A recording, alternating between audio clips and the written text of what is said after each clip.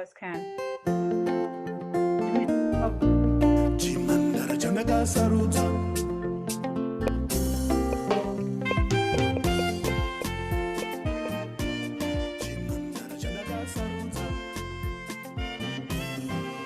I appreciate you, Mudiwa, Chimandara Chandaka Saruta, Chabe Maivevana. I really love you, my darling, Chiskana Chandaka Saruta, Chinondi Dadisa.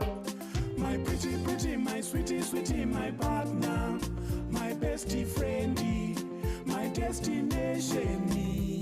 My pretty, pretty, my sweetie, sweetie, my presenty, my future, my permanent address. You are my partner for life, for life. You are my partner for life. I'll be there for you, for you.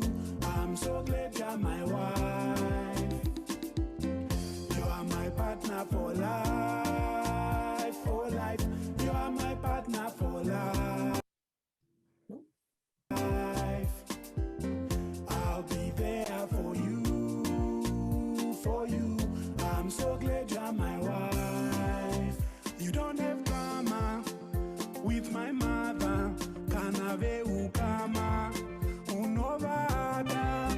You make a house a home, take care of everything. You make me proud. You make me a king.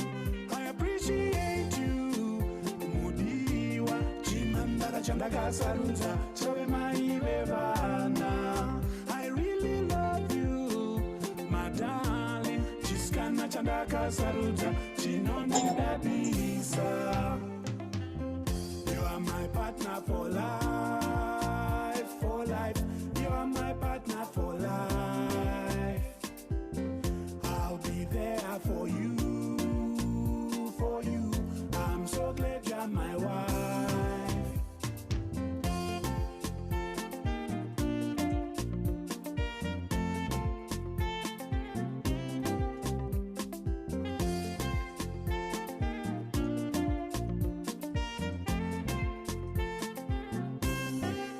How can I fight against myself by going with someone else? How can I be so ungrateful?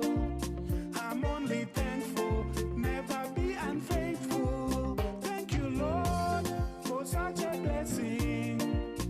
A love like this is so hard to find.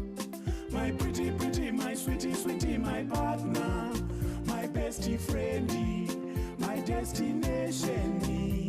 My pretty, pretty, my sweetie, sweetie, my presenty, my future, my permanent address. You are my partner for life, for life. You are my partner for life. I'll be there for you, for you. I'm so glad you're my wife. You are my partner for life, for life. You are my partner for life. I'll be there for you, for you. I'm so glad you're my wife.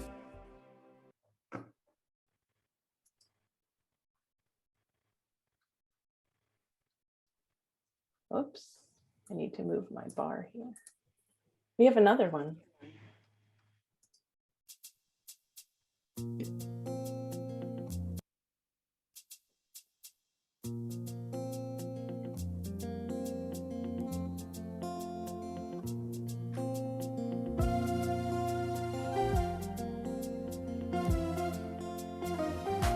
Mkore wanje, nakukunda chane chane mkore wanje, mke wangu, nakupenda sana sana mke wangu. Mkore wanje, nakukunda chane chane mkore wanje, mke wangu, nakupenda sana sana mke wangu. Anywhere you want to go, I'll go with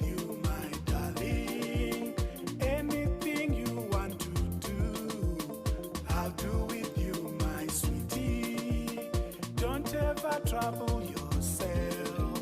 I'll always be there to help. If it's love that you need, don't worry, I'll be there. If it's money you want, don't worry, I can share. Stand wasami, stand wasami, yakutanda kakhulu, stand wasami, ndiwa wangu, ndiwa wangu, ndinokuda nemoyo wese, ndiwa wangu. Stand wasami, stand wasami, yakutanda kakhulu, stand wasami, ndiwa wangu, ndiwa wangu, ndinokuda nemoyo wese, ndiwa wangu. My love for you is forever, and it will not fail ever. I will never leave you lonely. I will always love you only. You are my lady, you are my baby, you are my honey, you are my sugar, my sweetness, my weakness, like honey, like chocolate. I will love you now and forever. Together make life better. Mkore wanje, nakukunda chane chane, mkore wanje, muke wangu, nakupenda sana sana, muke wangu. Mkore wanje, nakukunda chane chane, mkore wanje, muke wangu, nakupenda sana sana, muke wangu.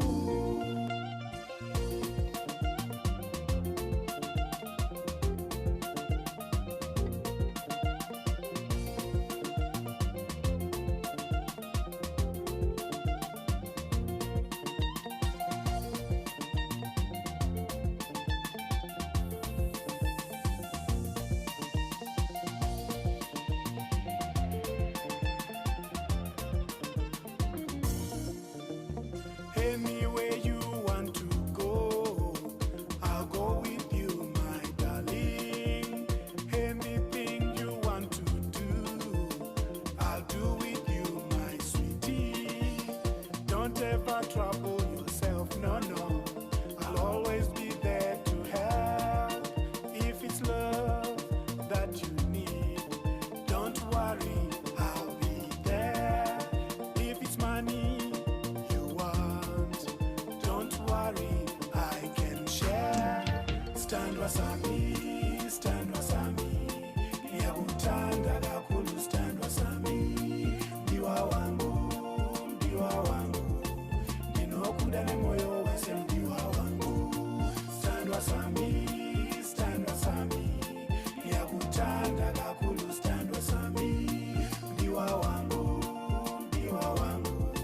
ndinokuda nemoyo wese, ndiwa wangu. Whoop, I stopped a little bit too soon. I'm sorry. I will change this over here. Thank you, Isaac, for You're welcome. sharing that with us. You're welcome. Thank you for listening. And welcome everyone. I just put the slide up here so you would see where you are, but I am actually just want to say welcome, and I am going to immediately pass you off to Martha Saavedra, who is going to introduce the person who's kicking us off. Hello, welcome. And on behalf of the African Studies Association Outreach Council, I would like to introduce Usaina Aladu, who is has been the vice president of the African Studies Association and will be the incoming president. She is a professor of African languages and literatures at Rutgers University. And as a linguist and her training, she has done a lot of work focusing on women's orality and literary practices in African Muslim societies. And knowing her work, I can just say it's such wonderful work. If anybody has a chance to look into that, she looks at gender justice, women's literature, gender discourses, and also politics too, because I've heard a couple of her pieces where she's looking into that. She teaches courses on African women writers and feminism, introduction to African literature, African folklore, and Islam and African women writers. So at this point, I'm going to hand it over to Professor Aladu, and she will welcome you and introduce our first speakers. Usaina. Yeah, Martha, it's a great honor to be invited by you. And I want to say you have contributed tremendously to African studies and to our own personal growth as professionals in the field, and also colleagues and members of community. I'm very grateful for you. I'm very grateful to you, Martha Saavedra, Dr. Saavedra, for inviting me to welcome our wonderful colleagues and teachers and the audience who will be contributing to this insightful teachers workshop on a timely topic, designing the future African visions for a just world.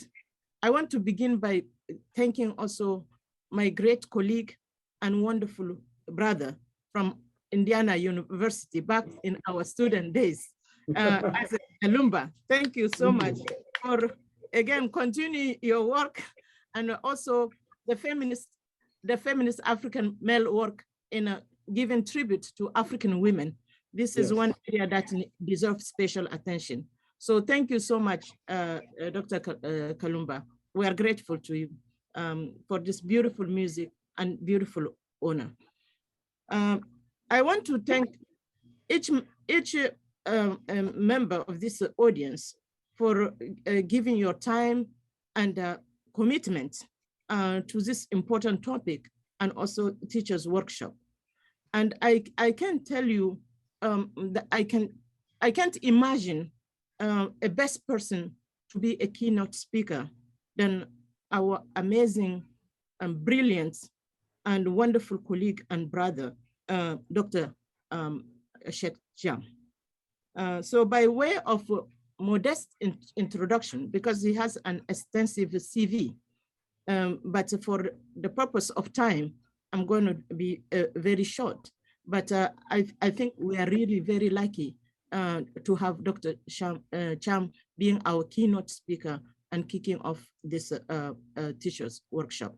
So merci beaucoup, Jerry Jeff, Dr. Cham. We are grateful to you. Dr. Cham is currently the academic dean of the School of International Training. Previously, he was associate professor of African American Studies, African Studies, and French at the Ohio State University. He has served as the associate editor of the premier journal of African literature, research in African literatures, and this African Studies Review, one of the most world-renowned prestigious journal in our field, and the Journal of African Studies Association. Dr. Cham's research explores the ways in which epistemologists from the so-called Global South engage with colonial and post-colonial intellectual traditions, question anti-Black racism in philosophy, literature, cultural, and area studies, and shape Pan-African conception of ontologies and identity. A comparatist by training, Dr. Cham's approach is deeply transdisciplinary, using approaches from philosophy, literary analysis, and anthropology.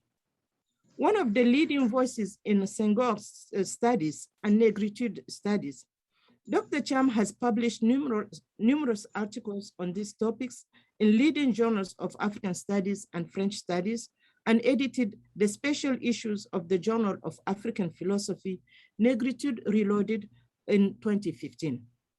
His first book, entitled Return to the Kingdom of Childhood, Revisioning the Legacy and Philosophical Relevance of Negritude, was published by Ohio University Press 2014.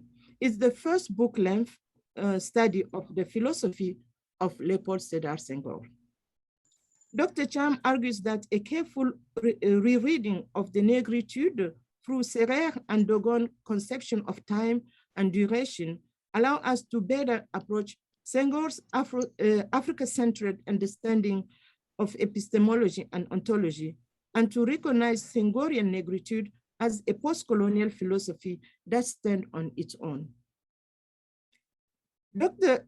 Chiam's second monograph, Epistemologies from the Global South, Negritude, Modernity, and the Idea of Africa, which is under contract with the University of KwaZulu-Natal Press, explores the ways that a decolonial understanding of negritude clarifies and expands more or less pivotal interventions in Africana studies that have developed in contradictions, in contradistinction to negritude, namely Edward Glisson's Poetics of Relations, Alain Mabonco's conception of a more inclusive French, and Paul Gilroy's The Black Atlantis.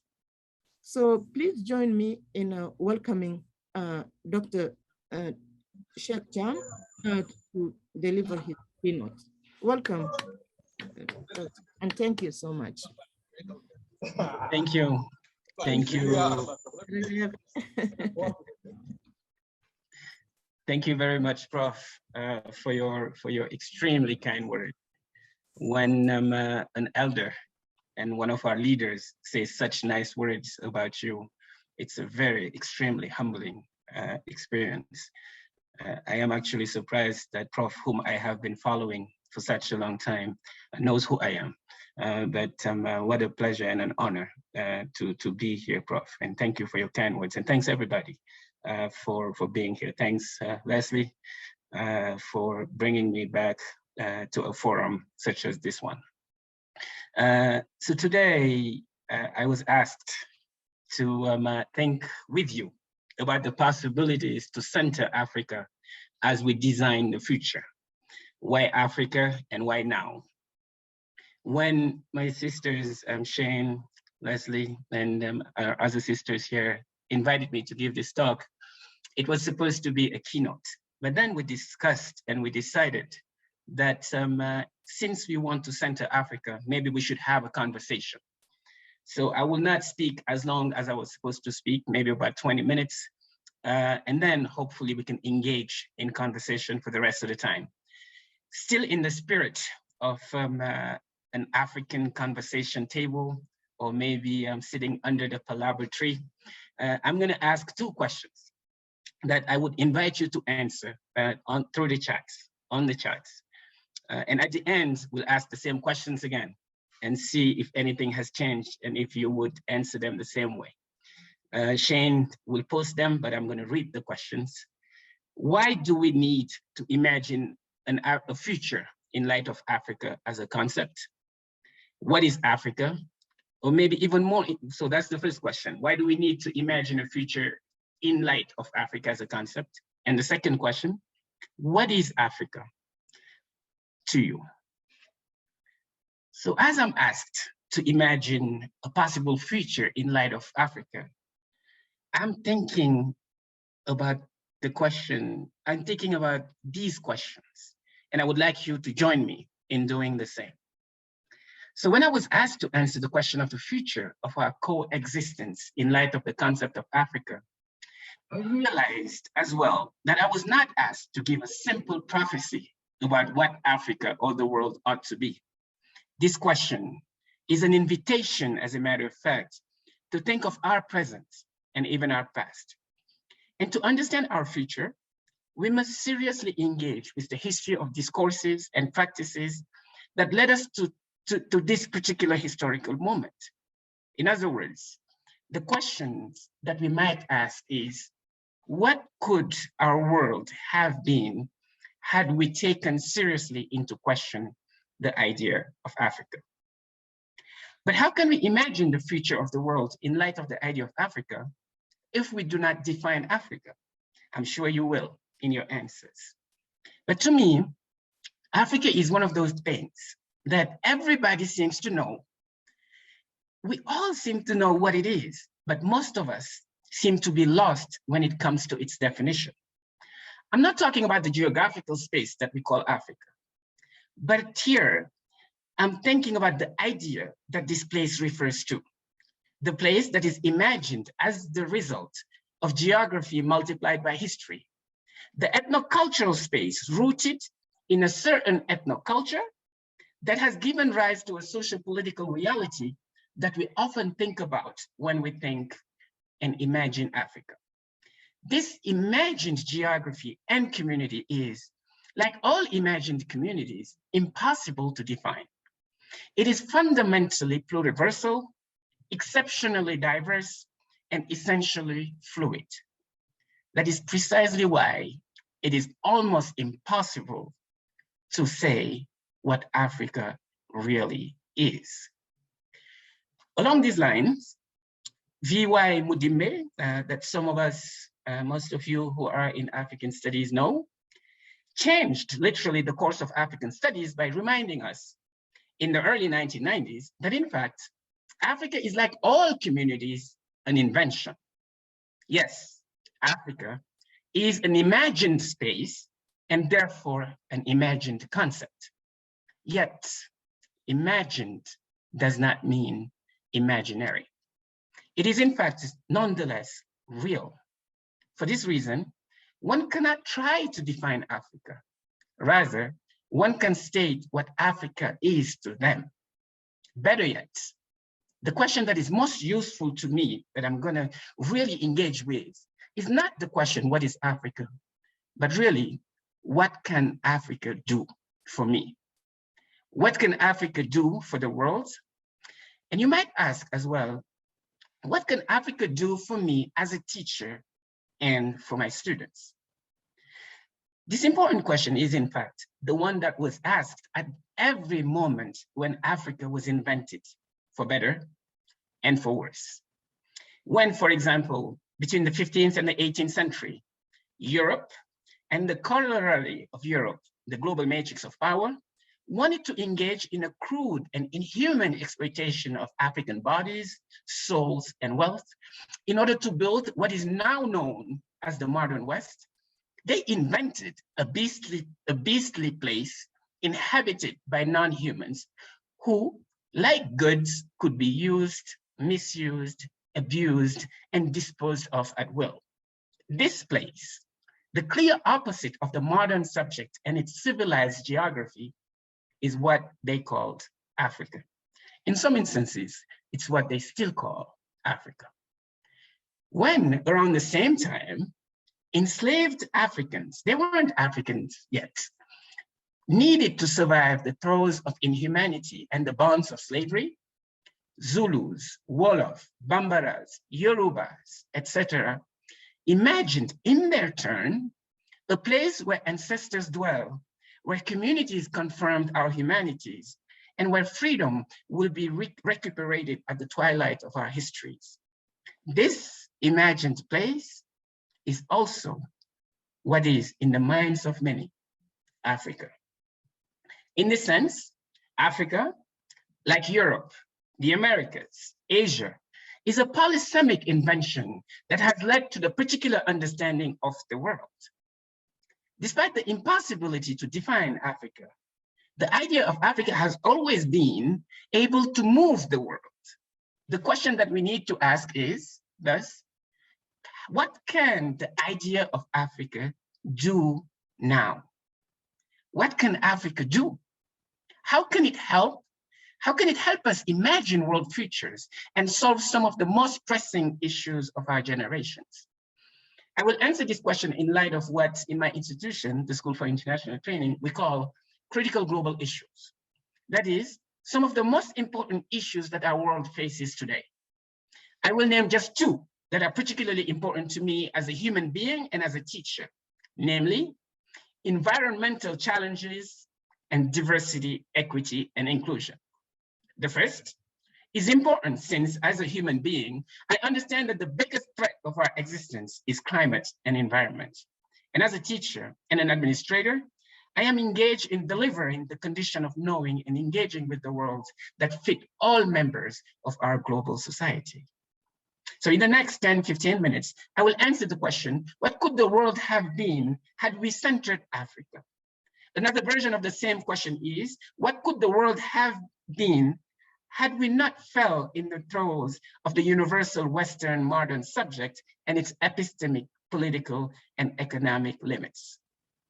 It is arguable that some of the most important global issues that we face are a direct effect of the modern paradigm and its corollary, coloniality, marked by the pervasiveness of white supremacy, heteropatriarchy, and the primacy of the human subject.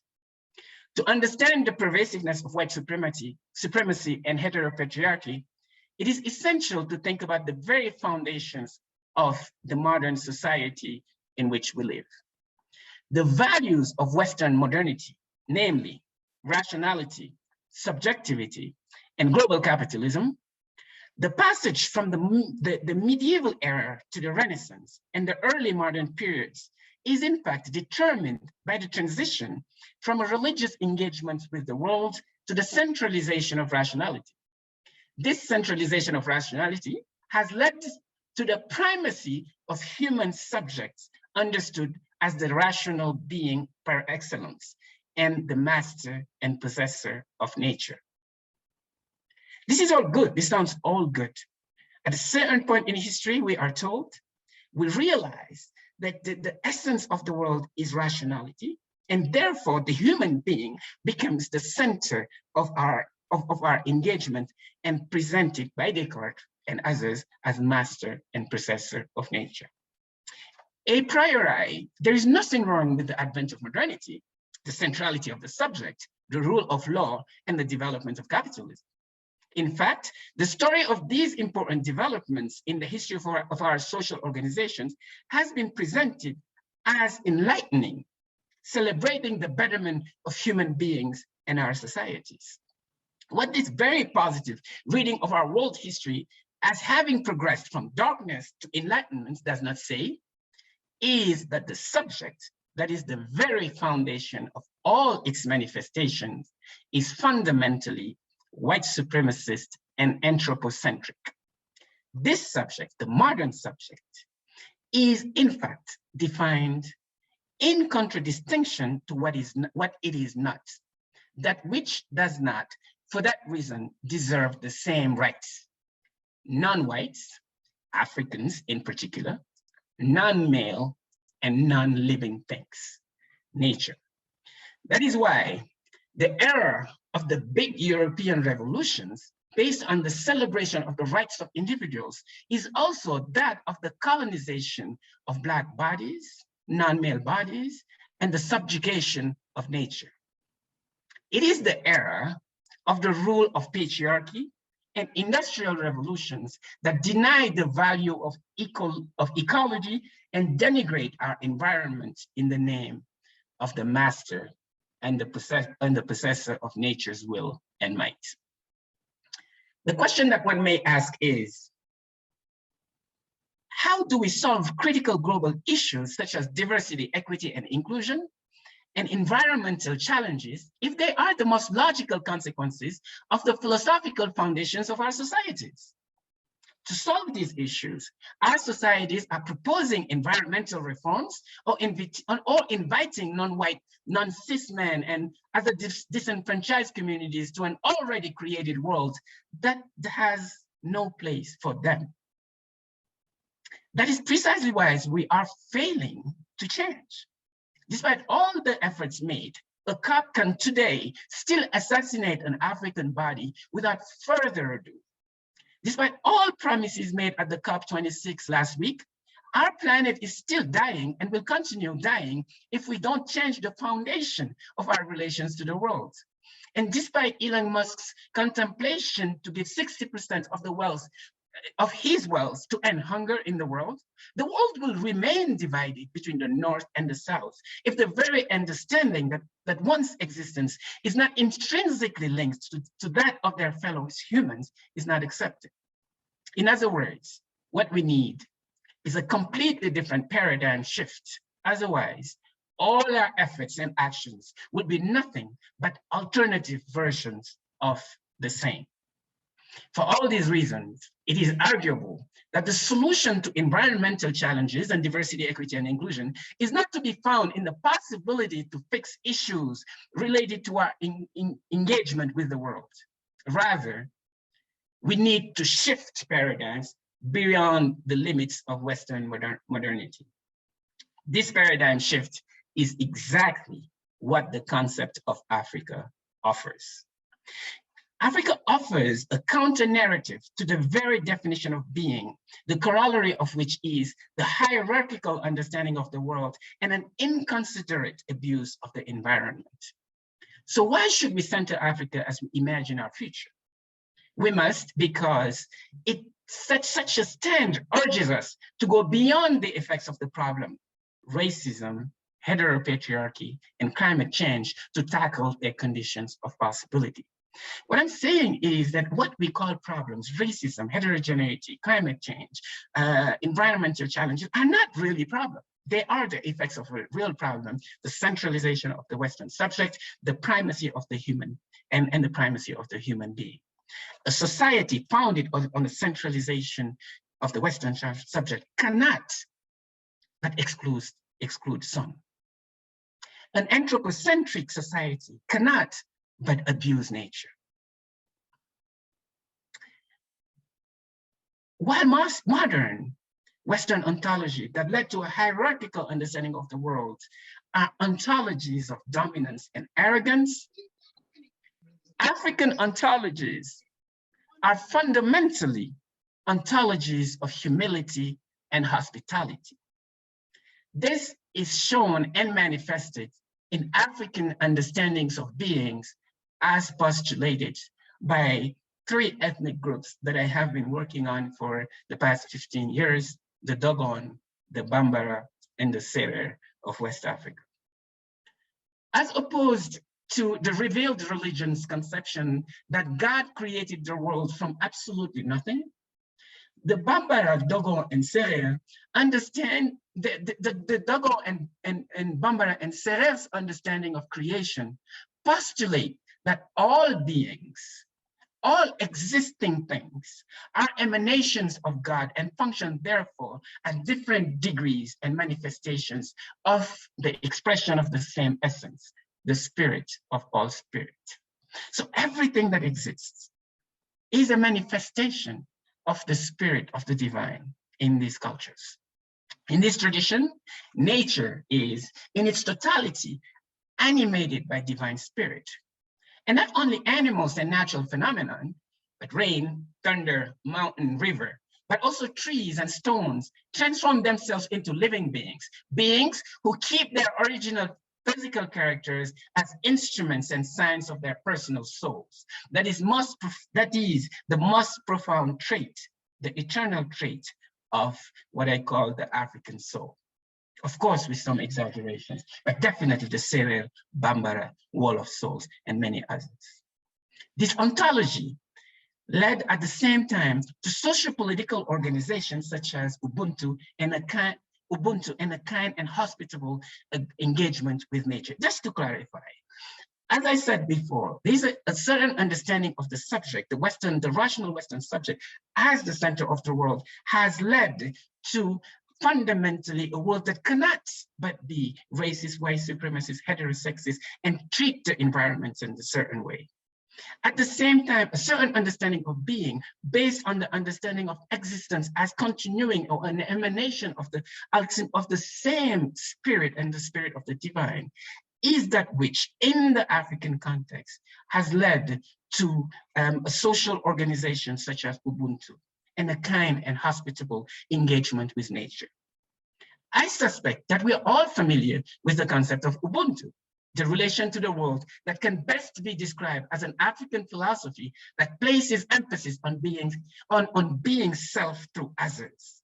It is a form of humanism which can be expressed in the phrases, I am because of who we all are. Ubuntu, ngubuntu, ngabuntu in Zulu. This philosophy that we have been repeating lately is the most obvious consequence of African understandings of being, such as those of the Serer, the Bambara, and the Dogon. In fact, it is the way we understand being that determines our social and political organization and our understandings of ethics. It is because of the birth of the subject that democracies were born in the West. It is because of the centralization of Western subjects that racism is inseparable from the modern states. And it is for that matter, because African ontologies of life that understand that all existing things emanate from the same sacred breath, that African societies are founded around the principles of Ubuntu. This understanding of Ubuntu is precisely what the world lacks today, and that without which domination and hierarchization of being seems to be obvious, and lack of diversity not an anomaly. This understanding of being as an emanation of the Spirit of God is a humbling experience and a call to humility and respect for others that Africa proposes to the world. So the next time that you see an African and you think, oh, this guy's shy, remember that it's a mark of humility towards humans and towards the world. African ontologies manifested in the principles of Ubuntu not only function as a call for humility and respect for others, it is also opposed to the universalist Western modernity, the corollary of which is the creation of second-class citizens. Universalism has this in particular. It either assimilates or it rejects. Ubuntu and the promise of pluriversalism does not see difference as something that should be tamed and reduced for the benefits of the same. On the contrary, it proposes pluriversality, an understanding of diversity as the very foundation of life. That is why African worldviews propose a rich space for the development of our future and the building of our communities. Interestingly, what Africa proposes is not thus a return to self, as we have seen in many Africa-centered philosophies. I completely disagree with the tradition of Afrocentricity or a certain reading of negritude, which says that going back to some type of African engagement to the world implies closing off and going back to some African roots. Rather, Africa offers a human brotherhood that accepts difference and promotes collaborations. I should have said human fellowship. Sorry for the sexist term. A quick turn to any African city, Dakar, Lagos, Niamey, Cape Town, can show the intensity of life that escapes the limits of the measurable modern measuring tool, the limits of modern measuring tools that tells us what is rich, what is false, and whatnot. What Africa proposes to the world is exemplified by the Afropolitan, the Afro-chic, creolity, hip-hop, as beautiful modes of relation to the world founded on the benefits of communal engagement, yet open to the world through the celebration of diversity, plurilingualism, and even modernity. I always wonder, I could probably count the number of Africans that I have met and who speak only one language. The concept of Africa does not just set the pace for a pluriversal and inclusive world. It also proposes a different engagement with the environment.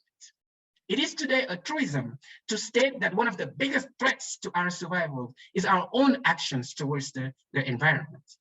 The most obvious of these is the reason why we are having this conference online today. Although we are not absolutely sure, it is very likely that COVID-19 is the result of animal contamination through an intermediary wildlife host. In the name of the colonial anthropocentric understanding of the world, human beings are exploiting the planet, its lands, its forests, and its waters at an unsustainable rate. This prevents nature from balancing itself. Deforestation has led us, for example, to lower COD level, which in turn has resulted in the climate crisis that we face today. One of the most rapid consequences of this climate change is the relentless destruction of animal habitats. Added to all this is our treatment of farm animals, put in unsustainable living conditions by blind capitalism for the sake of profit. As a virus that spilled over from an intermediary wildlife host, SARS-CoV-19 is clearly an effect of the destruction of animals' natural habitat or the disastrous conditions of hygiene and stress in which we put other animals and that facilitate the development and the transmission of pathogens. We are all familiar with the bird flu, SARS, mad cow disease, and swine flu.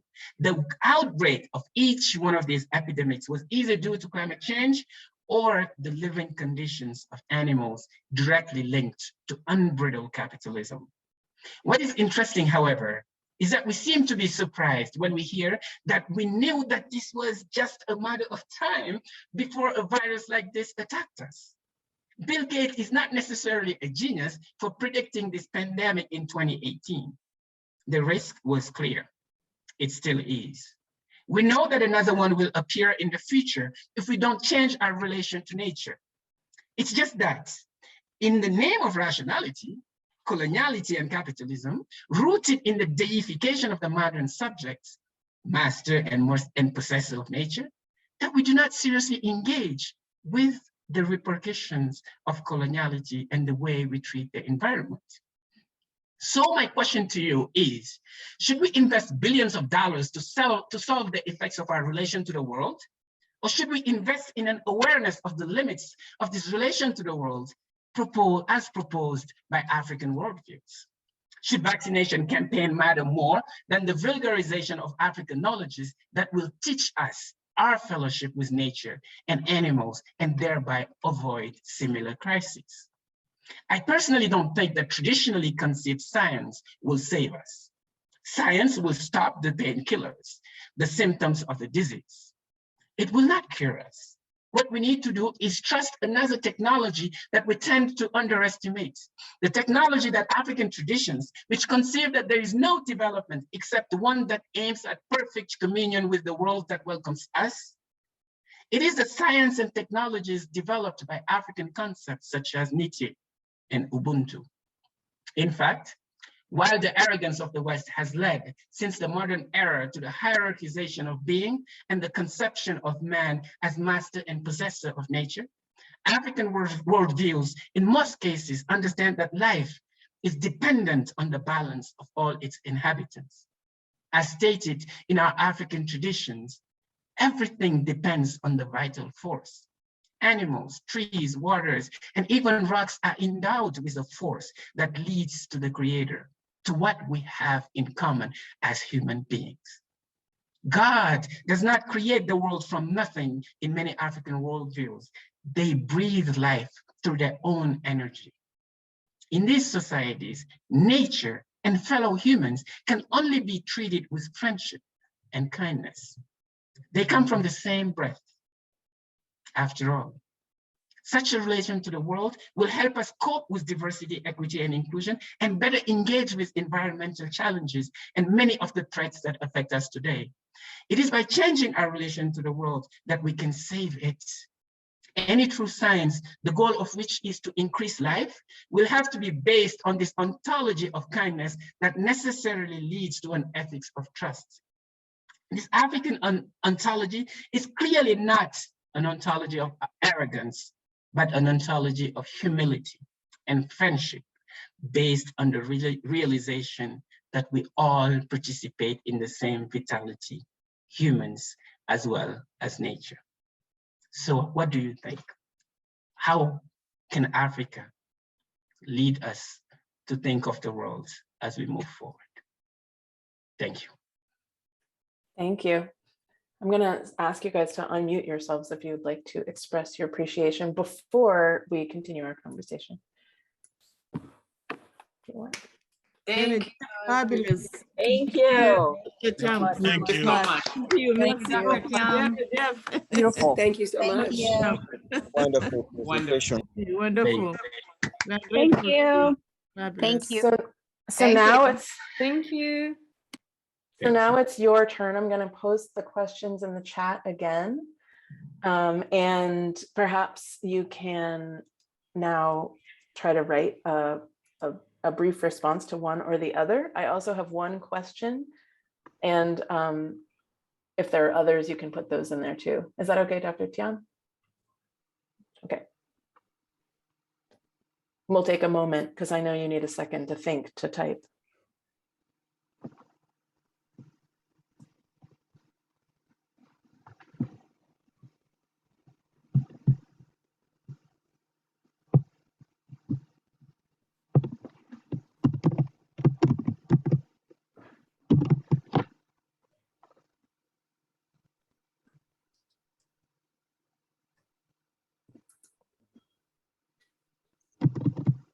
I've set my timer for 30 seconds.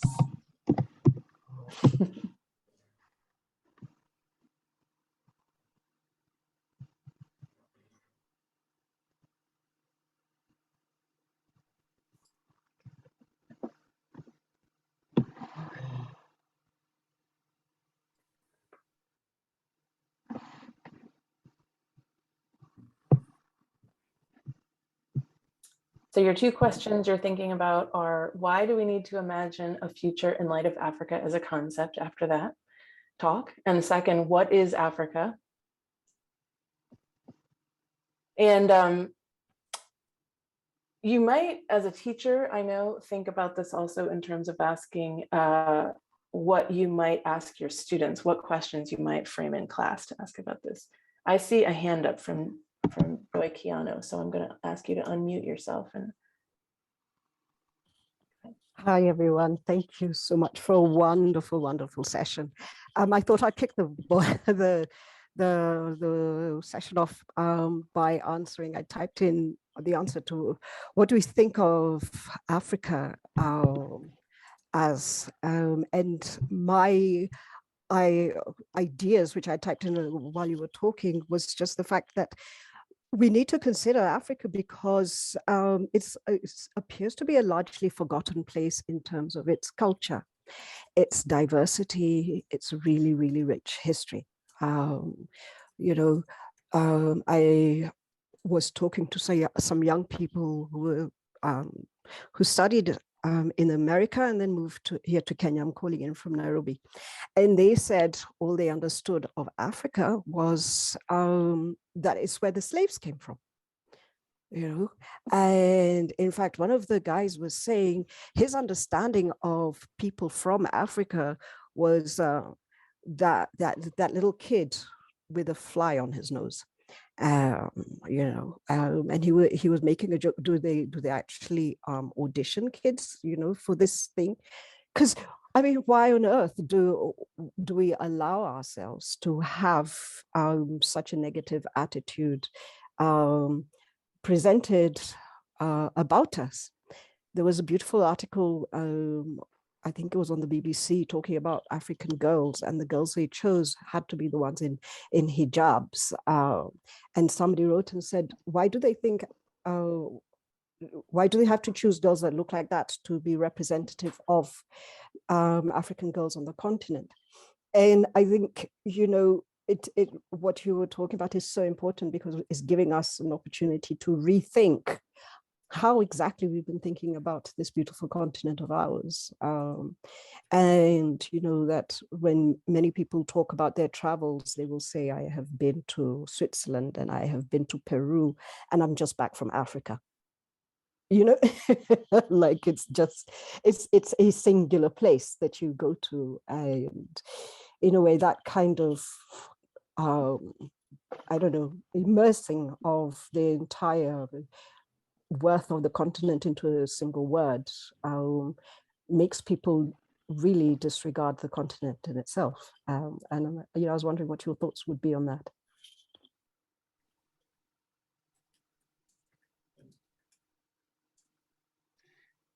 Thanks, Joy. Does anybody want to engage with Joy? I definitely can say a word, but it would be interesting to have literally have a conversation. Anybody wants to react to what Joy said? Unifier? Yes, thank you. I would. I think that that's such an important point for me. And I think what I just jotted down is, how do we begin to think of Africa, of the future of Africa when we're caught in narratives of homogenized stagnation, right? We're still trying to grapple with a lot of narratives that have, like Joy is saying, like singular narratives of Africa. Like there's got to be one depiction. And then when we have it, we've got to maintain it, right? It's got to be like a maintained idea of like poverty, right? Or there's got to be a sort of rags to riches narrative. And I think that I'm originally from South Africa and I'm currently in the US now. And one of the things I'm always grappling with is the question of when do you become African? And I think that there are several of my colleagues who arrive in the US or leave the continent and then, are made to realize that they're African and that there are also layers of what that means once they arrive here. And those are images and ideas that they don't have much control over, although they spend a lot of their time thinking about them and writing about them once they get here. But it's still, there's still these ideas of, what it means to be African. And then now I think that there are a lot of narratives about like Africa moving into the future, right? So for me, it seems as if there's a bit of like a dichotomy. There's like still images of the past, but then there's this idea of moving into the future. And I think that what you're proposing is an important paradigmatic shift. And I think that we need to ask ourselves, maybe, how do we start thinking about having these more complex narratives as what is presented and as what it is we engage with, as opposed to the two dichotomies. So yeah, thank you. Thank you. I want to, Dr. Tiam, would you like to respond to that? I was going to read some of the comments from the chat because we actually have quite a few. Right, that would be great. Would you like to respond first to Unifier? Either way, let's hear. I'm more interested in learning more. Let's hear what other people have to say. Okay. Then I'll short response. Okay. So I'm going to do these just in the order that I see them here. I have a question for later also. Sharon says, I think of Africa as a kinship rather than the romantic notion of mother. For we in that diaspora might consider Africa as auntie. I like that. Danielle says, I am processing this concept of humility. How could we as a global community embrace this? Which I think is a very interesting question for a classroom. Judy says, in response to the first question, the damage to the environment and unbridled capitalism have reached a crucial limit. A new way of humility and plurality is needed to preserve the planet and the dignity of human life. Candace says, for me, this means what happens in or to Africa affects us all. I think all of these, as a former teacher, also sound to me like they have really interesting classroom implications for how you teach. Yeah. Nicole says, after hearing Dr. Tiam, it seems to me that we need to imagine a future in light of Africa because of the perspective to be gained that can then be a framework for addressing global issues. Which I think also raises questions about maybe extending places in school where Africa and things about Africa show up beyond just a social studies classroom. Jeffrey says, Africa offers counter paradigms that have been historically suppressed, but are vitally needed if humanity is to be able to envision and chart a new, better, parentheses, more humane, inclusive, and sustainable future course. Someone who signed in is Catherine Saluka, but I'm guessing it's not. That was an issue with the link. Says we are all humans and need to understand we each have an impact on the world and that people on the continent of Africa need to be included in the decisions we are making to forge our future. Timothy just makes a connection here. He says, Dr. Tiam, many of your helpful insights about the worldview of African societies were also discussed. Sorry, I'm jumping over some here, but the Nobel Prize winner, Dr. Albert Schweitzer, in something called Environmental Ethics and the Problem of Community, which I am not familiar with, but perhaps you are. And Unifier also raised before, how do we begin to think of the future of Africa when it is so caught up in narratives of its homogenized stagnation?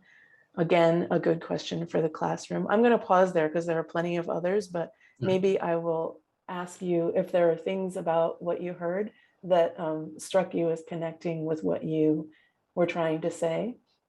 Yes, most definitely. And I feel like some of the comments that we've heard already engage with Joy and Unifier. What I find, one of the things that came, one of the comments talked about looking at Africa as a kinship rather than sort of a romantic imagination of things. In Senegal, we say Anybody can decide to serve you in a dog's bowl, but it is for you to decide to eat in it or not. I think that what has happened is that always Africans have decided not to eat in that bowl and define who they were in their own terms. And that is somewhat, right, the limits. Although I am really drawn towards decolonial engagement, I think that the limits of decolonial engagement is the presentation of a pervasiveness of coloniality, as if the so-called master had the power to occupy all our brains and really determine our relations to life. That is completely wrong. In that sense, people of African descent, since day one, have related to Africa in their own terms, imagined it, and used it as a means to survive. The example that I gave is that, as a matter of fact, one can say that the idea of Africa is the invention of Africans who were taken away and who realized, I like the term kinship that was here, who realized that in many African countries, what makes you a slave is not kin, but it's not having a kinship, not being a member of kin. That's what in the Wallace, for example, would lead to slavery. So these Africans that were taken away, the first thing that they did, they were Yoruba, they were Zulu, they were Mandingo, they were other things. But the first thing that they did is they turned around and they created this space that nobody could cut them from, and that space was Africa. They knew that Africa could do something for them. And that's why it is arguable that most of those Africans who were taken and had that idea of Africa were never slaves. They always remained enslaved Africa. If you think about it, the so-called master understood it so well that what they tried to do is change people's name, bring a new religion, and completely, and ask people not to speak any African language, cut ties with a possible kin. And even while being Christians, these Africans reinvented their own traditions within Christianity. Anyway, but what I'm saying here is that there's a clear consciousness that of the necessity to define oneself. And yes, I think it is really, really interesting what Joy and Unifier. Am I pronouncing your name right? Yes, Unifier. Yes. Unifier. All right, thank you. I think what you're saying is true, but it's still within the tradition of representing Africa a certain way. I sincerely don't know what Africa means. I really don't. Although, I define myself as essentially African. However, what my relation to Africa, what do I do is Africa all the time. And that's exactly what our ancestors have always done. They have done things with Africa, but essentially African culture, and I am yet to see an African culture that believes in essence.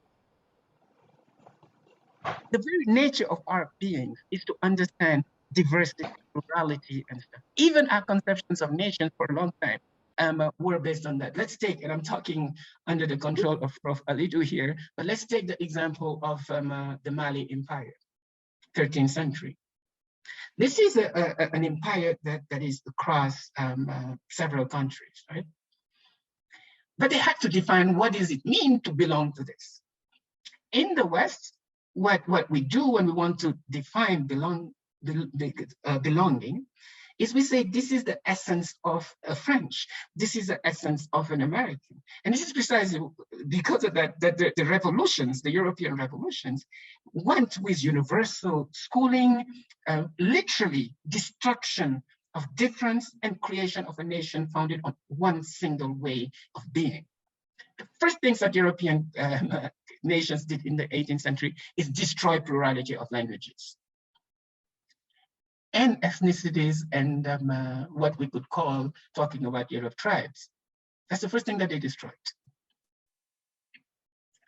What the Mali Empire did, the first thing that Sunjata did after 1235 is glorify diversity and create equivalencies. The Mali Empire didn't say, let's all become Malian and speak Bamana. They said, hey, you know what? A Job in a Fal is the last name in the Wolof place, is a Kulibali in a Manding space. And it's something else in another place. Creating the space of what we have in common, despite our diversity, is our belonging, is our humanities in their pluralities. And that's what Africa is to me. And that's what Africa can do, not only for us Africans first, but also for the world. But I also, you know, Joy, I always said, where do they get the flag? And I'm like, where the heck, like, how can they manage to always find a flag? That is something that's beyond all possibilities, right? But at a certain point, I think, especially now, it is time to let them, you know, dream with their flags and engage in the ways where we need to engage with our Africanness. But now also is the time to understand that we can't just engage with our spirits of diversity and plurality with a power that an imperialist power that is here to destroy us. I think, as a matter of fact, I'm getting too long, but we lost to colonization precisely because the two subjects that met were fundamentally different. The African subject's engagement with the world was based in diversity, engagement, and accepting of difference. The other was here to conquer and kill. But there's so much that's been said and so many things that I find extremely interesting. Your engagement, several people's engagement with the environment is fundamentally true. And again, what I'm calling Africans right now is not essentially African. I'm sure you can find it in many places. And it is un-African, I think, to say this is essentially African and only African. Unfortunately, that's what we have done very often. That's what many of our intellectual and political engagements have done. And that's what I call, that's often like essentializing Africa is a Black way of being white.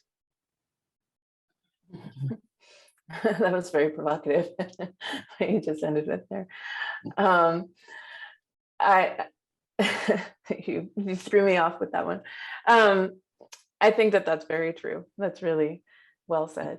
I have a lot of other comments here. Would you like to hear some of them? And I also I want to say I'm looking at the clock. And I want to share these comments. Our next speaker is our half hour in between our next session is stuck on an airplane right now. So we have a half hour, and so I think we can round this out and finish hearing some of these comments, and then we might just have a slightly longer break, or maybe we'll open some of the rooms early. We'll see. So you can discuss, but I want to hear the comments here.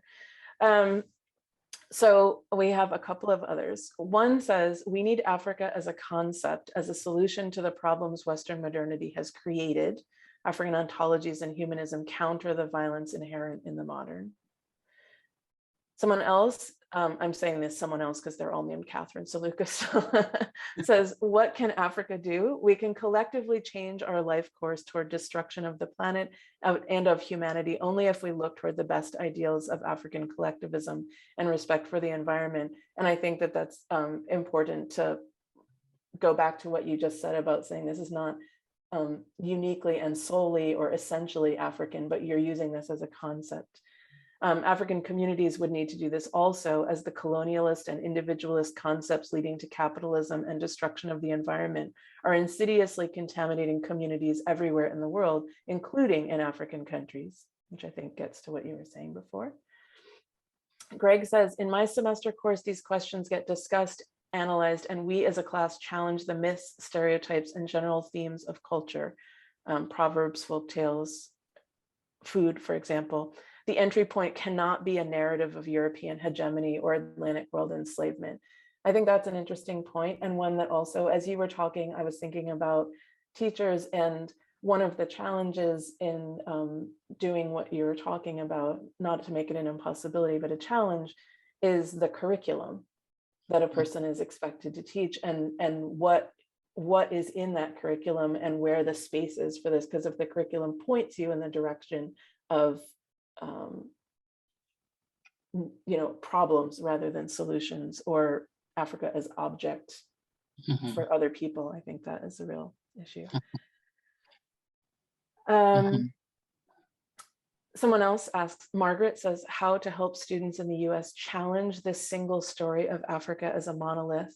Would it make sense? This is a question I'd like you to maybe address. Would it make sense to focus on histories of more specific places and peoples? Thanks, Shane. I'm going to answer this question, but let me just say that yes, I agree more or less with most of the points that were made here. You know, African collectivism is something that we can look into, not only as human beings who live together. And African collectivism is not just collectivism within one's community, but it's collectivism with the world, right? And that collectivism also is not a single collectivism. I think it should always be put in plural. One thing, somebody mentioned this African engagement with the world as a solution. I think also I would not use the term solution, but I would use the term option, right? Or tools, or ways of engaging, right? Because those relations to the issues that we engage with are important, and I think that's what Africa brings, right? You know, different ways of asking questions, of answering, and whatnot. Because when we talk about solutions, we start to think of other things that would not, that are the contrary of those solutions, right? We start to limit possibilities of engaging, and I think one of the things that our traditions, most of our traditions, teach us is precisely the possibilities of so many diversities and so many possibilities. Is one thing that I have stuck in my head since I started talking is things fall apart. That's at least one thing that most of us have read, right?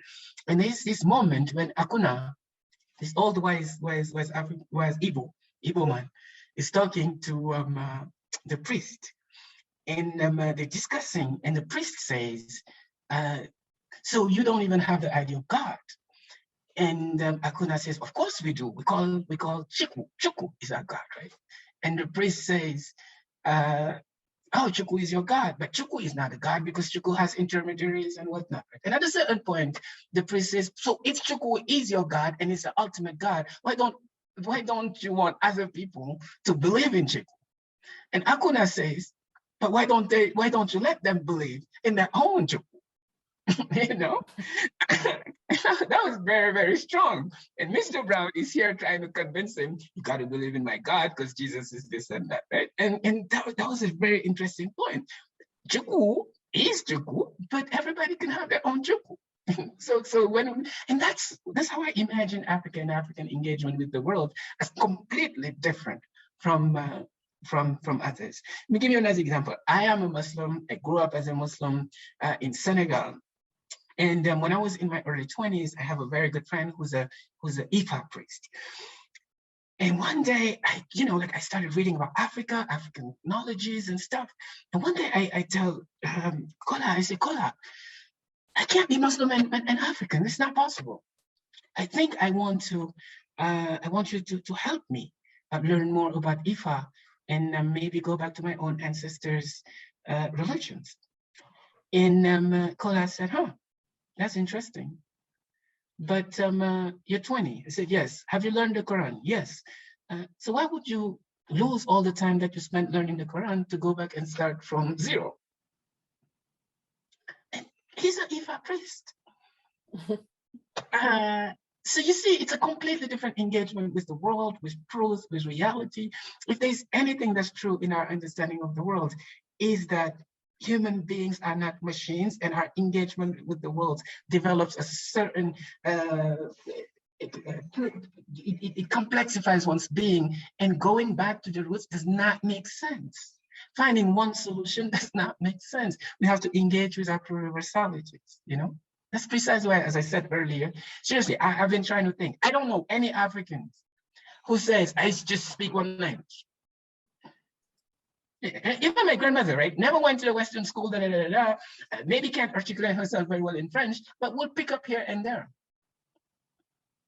It is who we are, the diversity, the pluriversality, and all these ways that we engage with the world. And that's what we should not lose. And that's why Prof. Alidu, again, you know, the idea of African languages and European languages, that's why I still have some issues with that simple dichotomy. I'm sure you'll have something to add to this, right?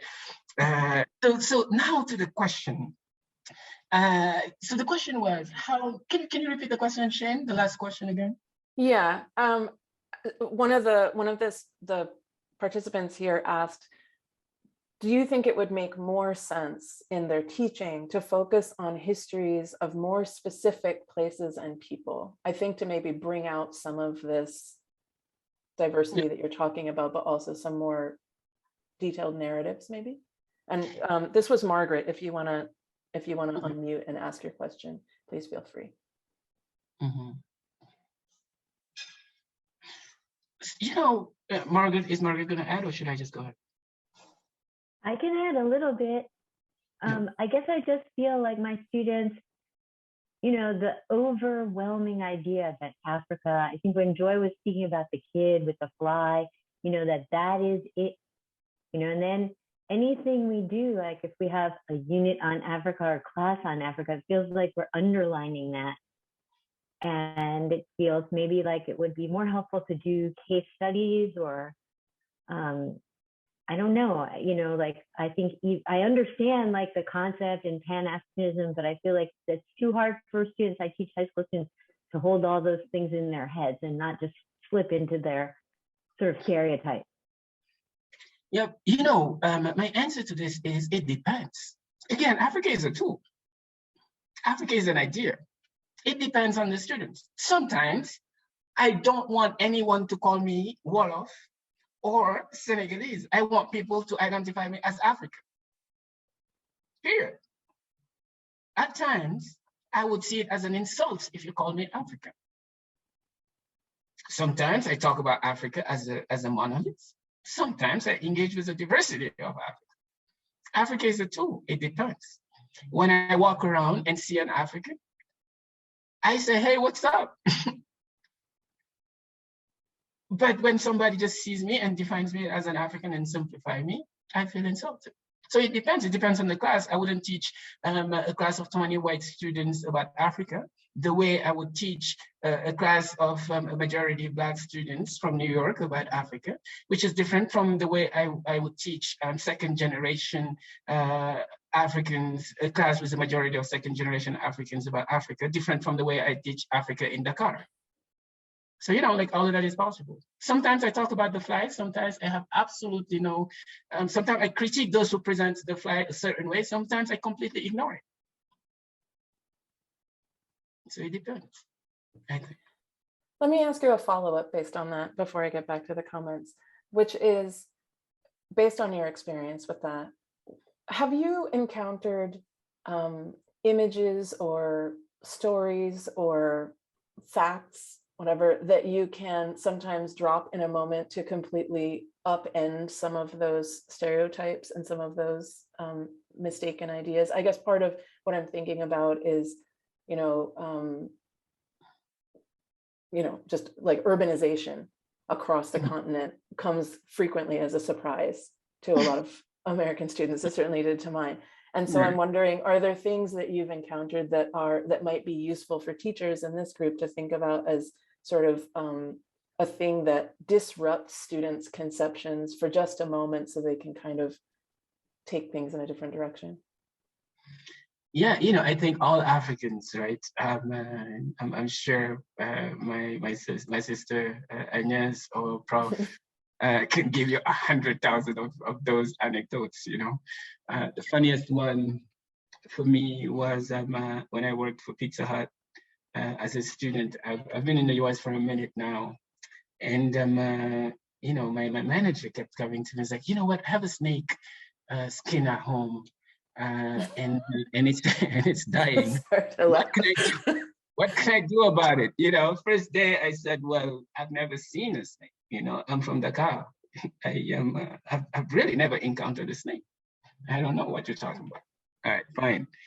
But you would forget. You know what I'm saying? And then a week later, she'd come and say, hey, chef, I have this issue. Who's my snake? Blah, blah, blah. Until the day when I just said, look, you take butter and you put it on. And what else do I say? And then she kept doing it until the day she came like, oh, my snake skin is ruined. I'm sorry, that should have worked. You know. So anyway, and those types of engagements I think are interesting, and they're great teaching moments. But I also think that we have this tendency to say, you know, Africa is not just poverty, Africa is not just rural spaces and stuff, as if there's something better about Africa being also urban or Afro-chic or Afropolitan and stuff, right? It's hard, right? It's hard to engage with them with certain representation of Africa, precisely because you don't want to fall into the same paradigm by being offended or by being mad or by talking back. It's like the dude that told Obama, oh, you're Muslim, you know what I'm saying? Like, what does Obama say? Oh, I'm not Muslim. You know what I'm saying? Like, what the hell is wrong with being Muslim? You know, and you show me the kid, actually, the poor kid, if you want to. Yeah, that's fine. I mean, because there are poor kids like that in Africa. What you want to do with it is your problem. But it's also the essentialization that is an issue. And just to finish, right? I've been actually having some issues with people like Ashley Mbembe, Otaye Selassie, and their new representation of Afropolitanism. Right? My grandmother is not an Afropolitan at all, you know, and she's an African on her own right. And we're not Afropolitans fundamentally. Some of us are, but maybe those of us who speak the most are. But let's also remember that at that point we become honorary white people in that sense. Thank you. I think what we're going to do is I will read you a couple of more, and then we will wrap up about 10:15, and we'll give you all a little bit longer break before the next session. Sheikh, thank you so much for giving us your time beyond what you said that you would. I appreciate it. Let me just read a couple of others. So I will read three more. One is from Paige, who says, in response to what Unifier was saying, Unifier mentioned the experience of Africans coming to the US made to realize they're being African. And I think this roots back to the question, what is Africa? There's a lack of understanding of what Africa is. Then in that moment, one is dealt the hand of realizing this forced aspect is an element of identity, which I think is a very interesting point for especially American students. That also, of course, happens with Latinx students. If they're immigrants and they come and suddenly they are a new category. I thought that was interesting in consideration of what you were saying about it being an idea. It's also not an idea that you necessarily control, I think is what they were getting at. This is from Noel, I'm sorry if I'm mispronouncing your name, who is a secondary school teacher in Malawi, who says, what I have learned from the presentation is that Africa is underrated even by Africans themselves. I feel for Africa to have a great future, there is a need for mindset change. Africans should not take themselves as beggars. They should have that feeling that they can be great like people from other parts of the world. So I thought that was an interesting comment because it was not coming from here in the US. And I will end with this one from Carolina, who says, I think that the question is not what can Africa do, but what can we do by using or based on African perspectives, which I think was the point of your talk. So I will leave it with that. And if you have anything else you would like to add, that would be great. But otherwise, I will just say thank you. No, thank you very much. And what the last question said, that's exactly what I meant. You know, Africa here is a concept of tool. So I definitely agree. And just one very quick thing, right? Like Unifier's point is the very example of the plurality and diversity of Africa. For example, if you're born in Senegal, if you went to school in Senegal, and very early you define yourself as African. Right, Senghor that wrote the curriculum, and we very early define ourselves as African. Right, very early, first grade. The first thing that I saw in first grade in my class, I would always remember it, is a sentence that said apartheid is a crime against, l'apartheid est un crime contre l'humanité. Levons-nous avec nos frères d'Afrique du Sud. Like first thing, you're 5 years old, you get to class, the first thing you see, apartheid is a crime against humanity. Get up and fight with our brothers in South Africa. So, and throughout, the idea of Africanness comes with us, you know, like we grew up like that. But when I came to the US, what I learned was that I was Black. You know, I just wanted to add that. And yes, I agree that we're underrated and that it's essential to move forward. That's an important differentiation. Thank you. Okay. Thank I you would like so to say, much, Dr. Shane. And I think that's the best way to end it. And, you know, a mindset shift. And, you know, thank you so much. You always come through. You know, I always appreciate the big ideas that you bring up. It's not just a question of Africa, but, you know, going deeper in terms of all the issues globally, you know, in terms of looking to the continent. A is the idea, but really even geographically, what does it mean and what can Africa do and what can the concept of Africa do? You always come through. So I really, really appreciate your coming through again. Thank you so much. Thank you, my sister. Thank you. And thank you, Dr. Ali, too. Thanks, and Prof. thank you, Shane, for such a beautiful way that you moderated this. It was wonderful. Thank you. Thank you. Thank you so much. Wonderful. Thank you. Thank you. Thanks, Prof. Thanks, Ben. Thanks, all. Okay. Thank you, Dr. Tiam. Thank you so much. I'm going to briefly show you all the schedule. Thank you. For where we are. So, whoops, let me move. Just so you know, our next session, we have 4 options for you, begins in 12 minutes. So those are your 4 choices, and you can find them back on the site that you were on. Okay. Thank you so much again, Dr. Tiam.